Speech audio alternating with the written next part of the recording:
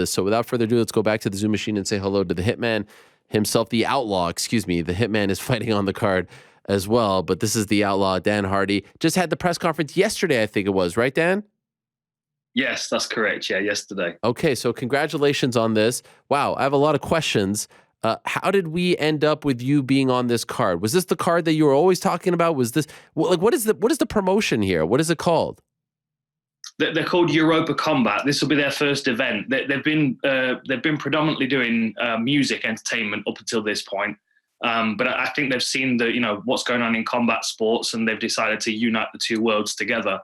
It's going to be a big party. It's going to be a big celebration. Ricky Hatton coming out of retirement in Manchester. They've got a bunch of music artists as well performing. Should be a good night. I'm looking forward to it. Okay, and why Diego as the opponent? Because he was the guy that said yes. The option was put to a few people, and Diego was the one that accepted. Eagle FC have released him to do an exhibition match, and I'm appreciative of that.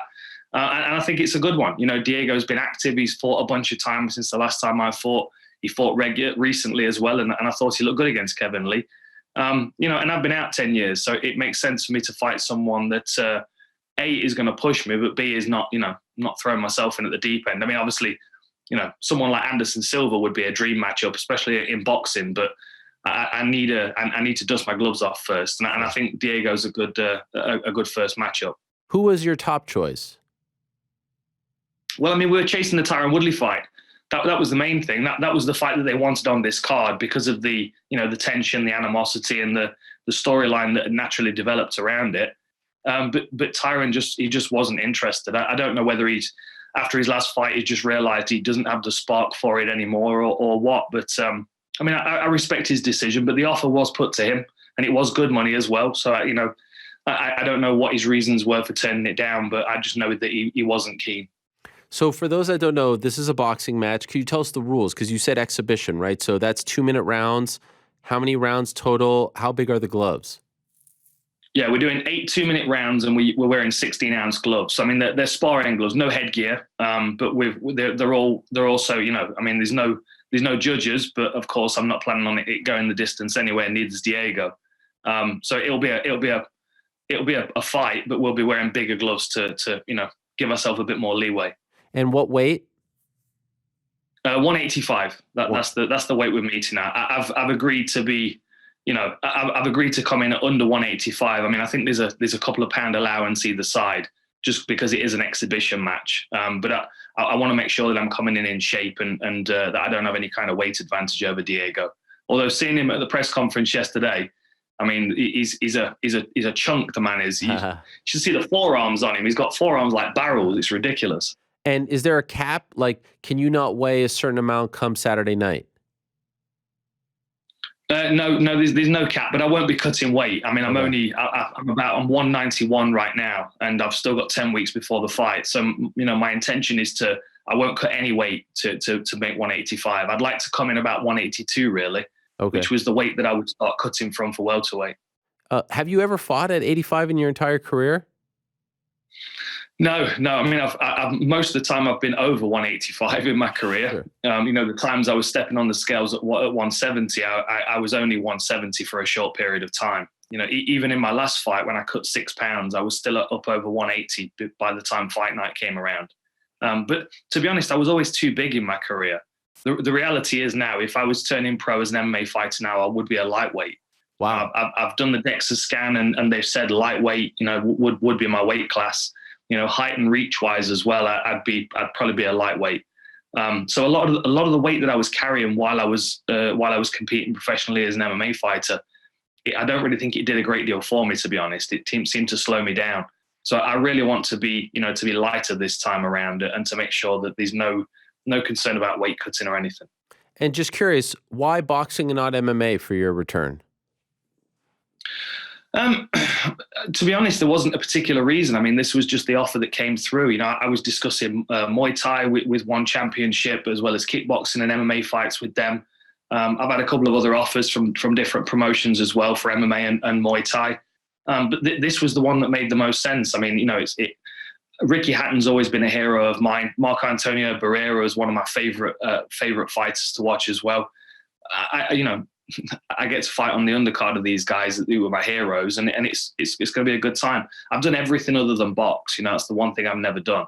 And there was a point in my career where I did consider going down the boxing route instead, just because, to be honest, it seemed like a bit of an easier path than MMA. You could get regular fights, you had more control over your opponents, the money was better, of course.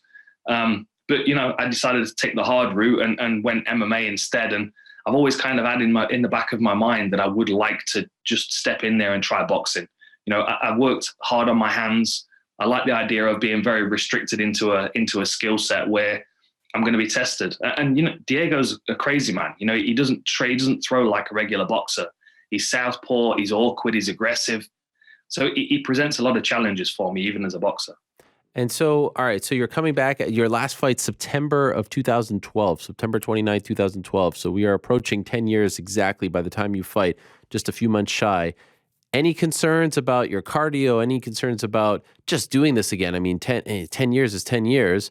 Any seeds of doubt in there? How are we feeling confidence-wise?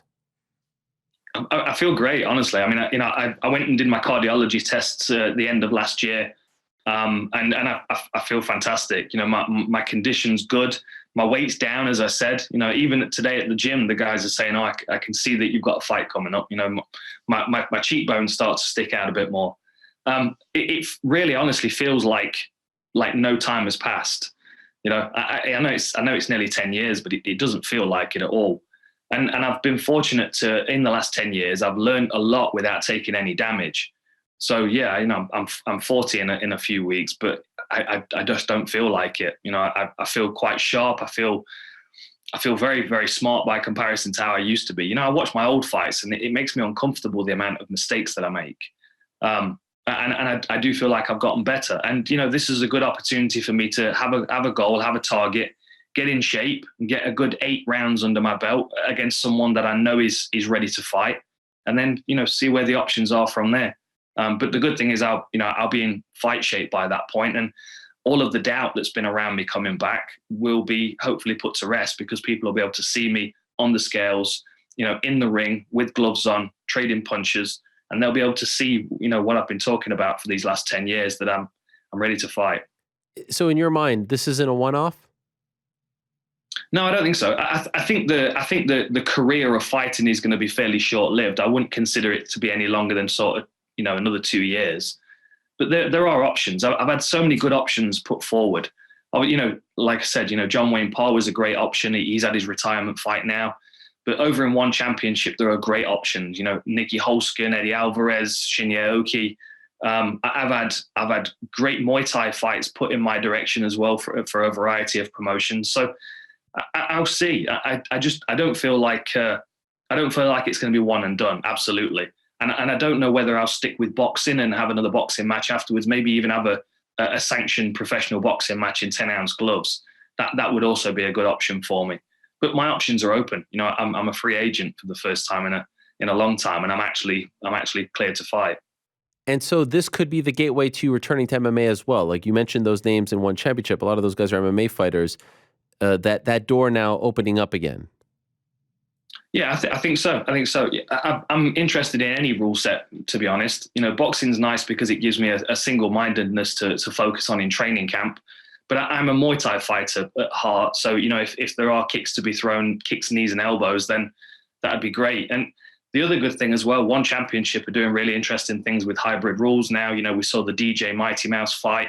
There's been speculation that they're going to do the same thing with a few other guys, Nicky Holskin against Eddie Alvarez in some kind of hybrid kickboxing rules.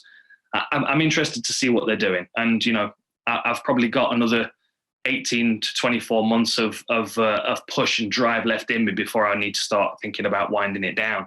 So I want to go out with a bang, fight a few legends. I'm not really bothered, honestly, about the results. I just like to share the space with these individuals. Like Diego's felt like he was on a collision course with me for a long time. We've always kind of been posturing to fight one another. But, it'd be an honor to fight Diego, but it would also be an honor to be able to step in there against some of the other greats in combat sports. And, while I'm young enough to do it, I might as well have a go. What was your vibe that you got from him yesterday at the press conference? Different kind of cat Diego is. What did you take away from the space that you shared with him yesterday? It was really good. He was very respectful. I thought he gave a really good account of himself. He seems to be a lot clearer minded now. He's not got that warlock in his back, in his corner, messing Right. with his mind. He seems to be a lot more grounded and a lot more focused. Of course, Diego's a bit of a wild card. He always has been. When I first met him just after the Ultimate Fighter many years ago, he was talking about how he was like a race car and all kinds of madness. He's always been a bit crazy. But he seems to be very certain of who he is now. He went through COVID last year. He went through all the drama with his ex-wife and his crazy coach, and he's had some real trials and tribulations. But it's brought him to a place where he seems to have a lot of clarity. One thing he said yesterday is that he now has a lot of respect for his opponents because he realizes that he can't do it without them. And I very much feel the same. For the people that were offered this fight and turned it down, the fact that Diego's taken it automatically has my respect, and he just seems very happy to be competing. It's not about championships or anything at this stage. I don't think either of us are under the illusion that we've got a long, illustrious career ahead of us. Diego's already achieved so much already, and my career was kind of cut short, is how it feels. So maybe the 2 years that I was going to continue fighting after the Sadala fight, it just starts again now. But as a free agent. What is it like for the first time in almost a decade? Like, you are waking up and you actually have a date, you have an opponent, like just that in your mind. What does that feel like? You're not talking about the ifs, the maybe, the comeback, this. Like, there is something happening. There's a press conference, there's a venue, there's all this stuff. What is that like for you? Well, the press conference made it feel very real. And the fact that Diego made the trip over to the press conference as well made it very real because, I know he's serious about the fight. I was able to look him in the eyes and I know he's up for it. I know he feels confident that he can beat me. And that's really what I want out of an opponent. Getting out of bed in the mornings, 10 times easier when you've got a fight on the horizon. You've got a moment where you're going to be held accountable for your training and your conditioning and your skills. And, that is something that is lacking when you don't have a fight on the horizon. For me, this is a focal point. It's something for me to drive myself to. I feel great. Like I said, I'm about 190 at the moment. I've been fasting for 20 hours now. This is the start of training camp. I'm going to do a training session after this and get some bone broth in my system. And then I'll be ready for the next day. Day one's in the bag. Wait a second. You just kind of like glossed over that part. You've been fasting for 20 hours? And then you're going to train, and then you're going to get bone broth in your system?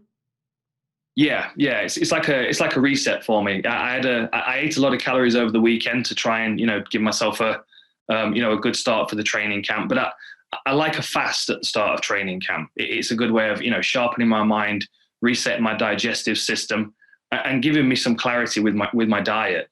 Once you've fasted, the last thing that you want to do is start eating loads of rubbish afterwards. I want simple, basic things now, vegetables and proteins. And the best thing after a long fast is bone broth. You get all the collagen, all the nutrients back into your system and get some hydration as well. Wow. Okay. I didn't realize you were doing this in the midst of a fast. And you'll do 2 training sessions. Yes. No, I'll train tonight. I'll do a fasted training session. So it's almost 8 p.m. now. Yeah. And I've been fasting since 10 p.m. yesterday. Dang. And I'll do a fasted training session, some kettlebells and some Airdyne. And then I'll get a meal with, limited but focused calories. And then I'll wake up tomorrow morning and check my weight. And I expect to be under 190 tomorrow. And then I'll get a good hard training session in the morning, get some bag work done. And then, we're rolling at that point. And you've been doing this your whole career, this like sort of start of the camp fasting situation? Yeah, I've used fasting for various different reasons. Especially when I was traveling internationally, I would use fasting to reset my digestive system and my circadian cycle for the travel. Like say when I was fighting out in Japan, I would have breakfast in the UK on UK time, and then I would fast until I arrived in Japan and could eat breakfast on Japanese time. And it would like reset my body clock to that time zone, so I wouldn't have jet lag. It was something I've used like quite consistently through my career. So I didn't feel nauseous and bloated. I didn't have any problems with like water retention or anything like that. And, the other thing as well, there's no confusion around what's going to happen to your body when you're traveling, because if all you're taking in is water, then you're just not going to gain any kind of unnecessary weight. So it's always been a good regulator for me, a fast, like intermittent fasting, or at the last Fight Island, I did a 3-day fast when I got there, and just I felt amazing. I feel very, very sharp mentally and very, very, very tuned in. Got it. Wow. That is fascinating. What is it like being on the dais with Ricky Hatton? Like for you, is that surreal? What was that like? Yeah, very surreal, very surreal. You know, Ricky was at the height of his boxing career when I was coming up back in the day. And, you know, I used to watch his countdown shows, the 24/7s that HBO used to do, and watch his training. And, he was a massive inspiration for me. I loved his body work, you know, his ability to step around people against the ropes and hammer their body, and his work ethic as well. You know, the one thing I tried not to do was to do the whole weight gain and weight loss thing. Yes. You know, for me, that's really kind of what took it out of him in the last few years of his career. But, you know, like when he fought Costa Tzu, it was one incredible performance. And then, you know, you say the same thing for Barrera when he beat Prince Nassim. You know, Nassim was a very difficult individual to deal with, and Barrera just put it on him with really good basics. So, you know, both of the main event fighters have been inspirations for me, but particularly Ricky Hatton, you know, watching him walking out to the sold out MEN arena before I fought there against Mike Swick. You know, that was a good training exercise for me, because I was able to picture that arena, picture the walkout, and imagine that adrenaline rush. And he just captivated it so well. You know, the Ricky Hatton band were there yesterday at the press conference, Wow. playing trumpets and banging drums. People are excited for him to be back. By the way, the arena is it like, did MEN change its name, or is this a different arena? Yeah, no, it's the same arena. Okay, they just keep changing their names. MEN was the Manchester Evening News. That was the sponsor at the time.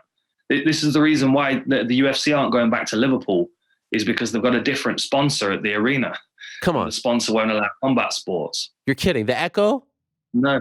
Yeah. The Echo's no longer the Echo. I think it's the M&S arena, Marks and Spencer. It's a different brand, and they won't allow combat sports. What? So that's what's putting the block on Paddy and Molly coming back to Liverpool. Very, very sad, really disappointing, and very short-sighted of that brand.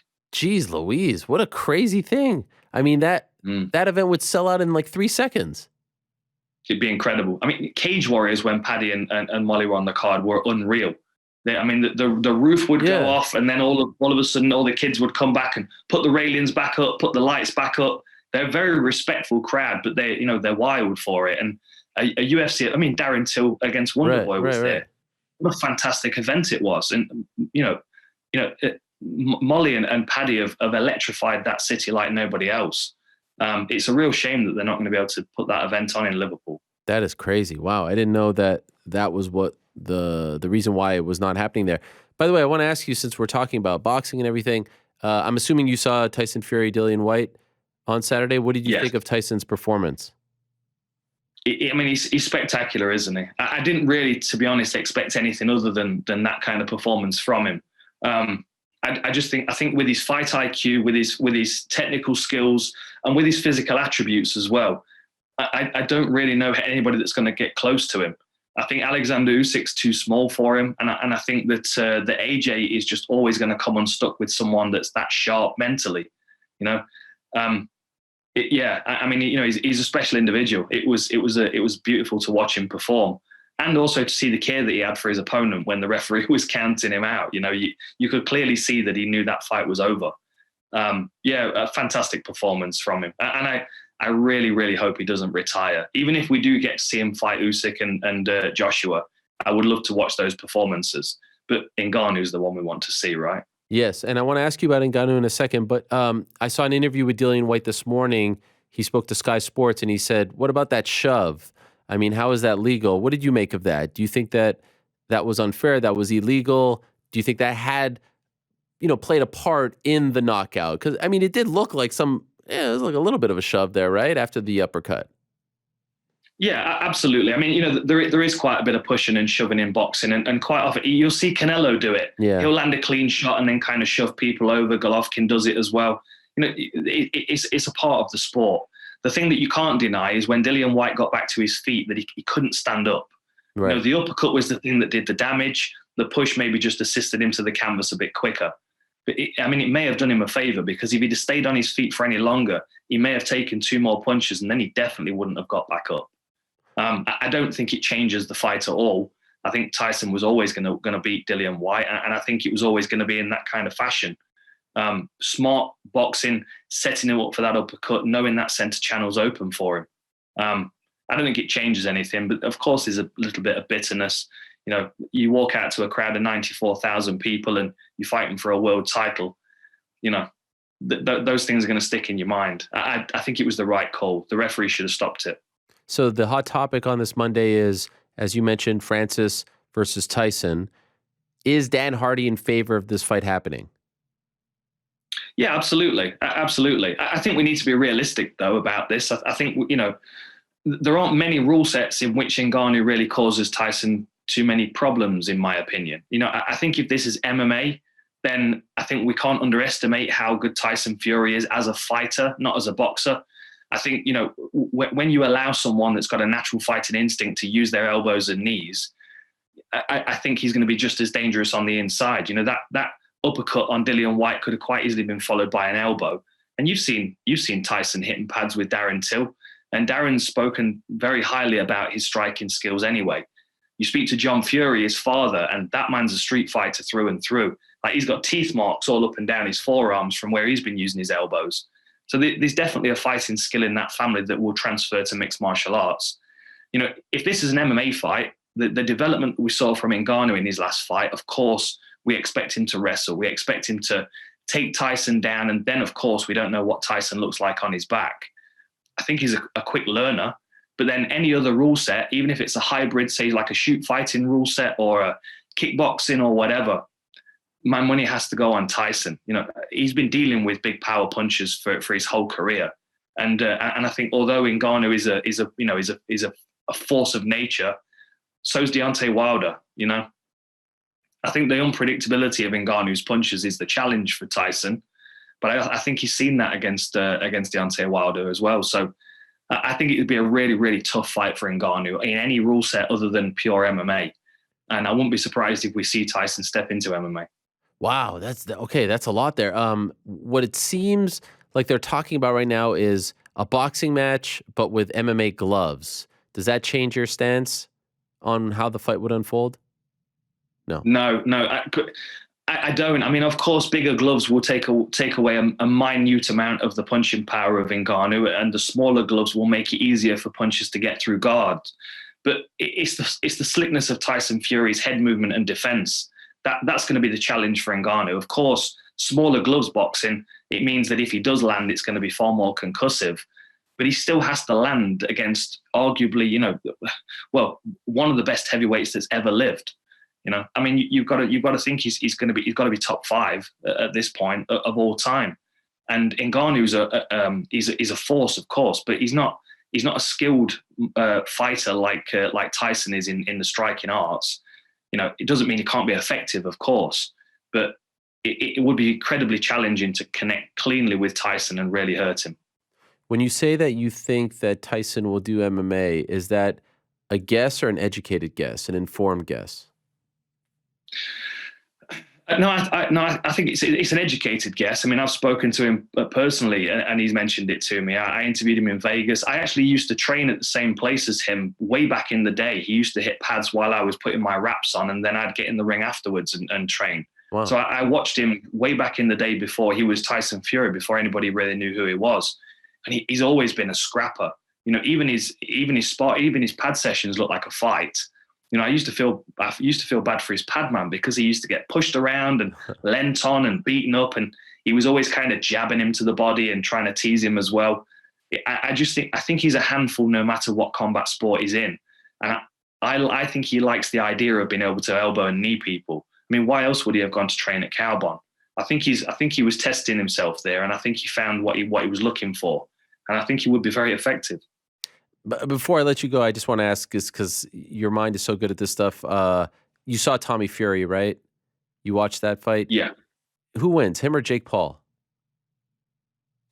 It's a very, very even fight. I don't think we can underestimate Jake Paul at this stage. The way that he knocked out Tyron was a really nice feint to the body.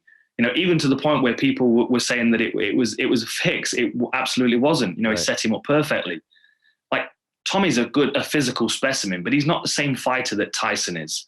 And that's common knowledge. That's common knowledge in the Fury family. I think they recognized that Tyson was the one that was always destined to be a world champion fighter, and Tommy was always held back. Like, John Fury didn't want Tommy Fury to be a boxer. He didn't feel like he had it in him. And, since he's turned pro, of course, he's undefeated. But you look at the guys that he's fighting. I mean, that guy that he beat at the weekend, he was 10-1, coming off his first knockout loss. Like, they engineer these guys' careers. And Tommy's maybe 10 fights away still from having a really tough fight. And Jake Paul, I think, would be that first fight if they fought now. I think Jake's a big, strong individual. He's a smart dude. He's already inside Tommy's head. And the pressure on Tommy Fury to be a Fury. I was recording something with John Fury ahead of the first Tyron Woodley fight with Jake Paul. And I mean, he was talking off camera like he would disown him if he lost to Jake Paul. Like, you've got to imagine the pressure that would put on Tommy Fury's shoulders. Like, there's no pressure on Jake Paul. He's living every day to the fullest. But there's an expectation on Tommy Fury, and that would work against him. I actually think Jake Paul would probably be the favorite at this point going into that fight. I agree. And by the way, could you imagine if they do this in the UK? Because It'd be amazing. The UK actually, they cover Jake. Like, anytime I do anything, even when I put out the quote that he had on Tommy's fight, like, the UK media covers him very closely. Tommy is Tommy, Fury family. That would be, I mean, like, I think because the first fight fell through between them in December and it was kind of like ho-hum, and now this performance was sort of ho-hum, an added layer to it, do it in somewhere like Manchester or at the O2 or something, what a scene it would be, right? What a scene. It would be incredible. It would be incredible. Yeah, I mean, you saw the event on Saturday night. Like, I was in London for the press conference, of course, and the whole city was taken over by it. Everybody I was walking past, are you going to the boxing? What do you think? Who's going to win? Right. It's a beautiful thing when London gets taken over by a boxing event. And, the name Fury carries a lot of weight. And the fact that Tyson would be there in his corner supporting, and the fact that Jake Paul brings that intensity and that the bravado and the pressure, easily a marketable fight. Definitely would sell out an arena. Wow. For you, though, July 2nd, Manchester, the return of the outlaw. Finally, after all these years, Dan Hardy is coming back against Diego Sanchez. Very recognizable name. We know him well. And the main event is Ricky Hatton against Marco Antonio Barrera. Pretty incredible stuff. Good luck to you, my friend. Thank you for doing this. Appreciate it very much. Good luck in training camp. And, of course, good luck on July 2nd. Hopefully we'll talk about it before all of then. But I wish you the best, and it's great to see you back. Well done. Congratulations. Thank you, my friend. It's always good talking to you, and I will speak to you again very soon.